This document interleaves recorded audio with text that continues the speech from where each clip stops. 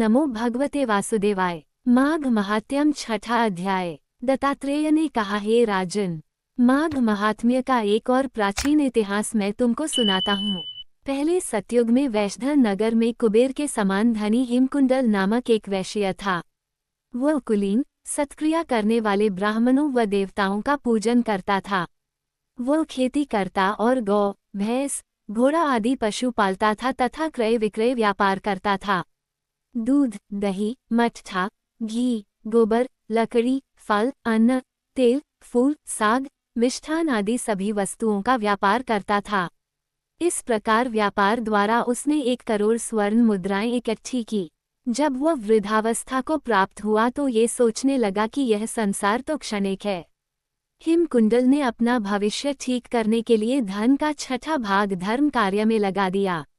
उसने अनेक मंदिर एवं शिवालयों का निर्माण कराया, बड़े बड़े तालाब और कुएं एवं बावड़ी खुदवाए, छायादार फल के वृक्ष लगवाए। वह नित्य प्रति अन्नदान करता था। पुराणों में जिन दानों का महत्व बताया है वह उसने सभी किए और इस प्रकार वह अपने शेष जीवन को धर्म कार्यों में व्यतीत करने लगा। उस धर्मात्मा वैश्य के उसी समय में 2 पुत्र पैदा हुए, जिनका नाम उसने कुंडल और विकुंडल रखा। जब वे पुत्र युवा हुए तो उसने अपने घर का भार व व्यापार पुत्रों को सौंप दिया और स्वयं भगवान की तपस्या के लिए वन में चला गया।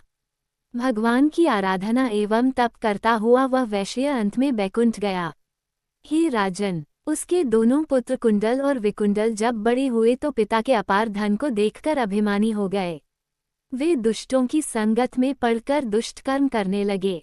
माता तथा गुरुजनों के वचन नहीं मानते थे और अधर्मी बन वे गलत मार्ग पर चलते हुए परस्त्रीगामी हुए। वे वैश्या एवं दुराचारिणी स्त्रियों के साथ हमेशा रहते।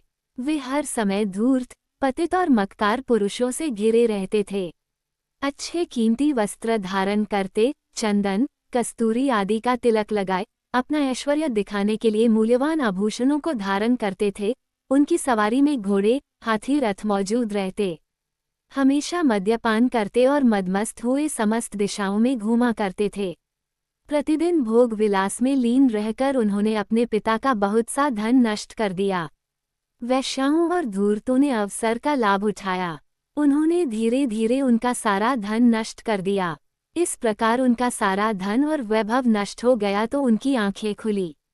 तब वे दुखी और परम दरिद्री हो गए और भक्त से व्याकुल होने लगे। न के नष्ट हो जाने पर मित्र, स्वजन और सेवक उनको छोड़कर चले गए। उनके साथी उनकी निंदा करने लगे। जब भूख से व्याकुल हो गए तो वे चोरी करने लगे। कर्जदारों के और राजभाई से वह नगर छोड़कर वन में रहने लगे। वहां वे जानवरों का शिकार करके मांस खाने लगे।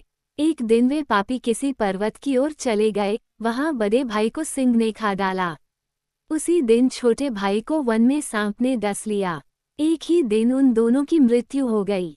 तब यमदूत उन दोनों को बांधकर धर्मराज के पास पहुंचे और बोले, ये दोनों महान पापी हैं, हम इनको ले आए हैं। जैसी आप आज्ञा दें वैसा ही इनके साथ व्यवहार किया जाए। तब यमराज ने चित्रगुप्त जी से उन दोनों का लेखा सुना और कहा, एक को महानरक में डाल दो और दूसरे को स्वर्ग में स्थान दो।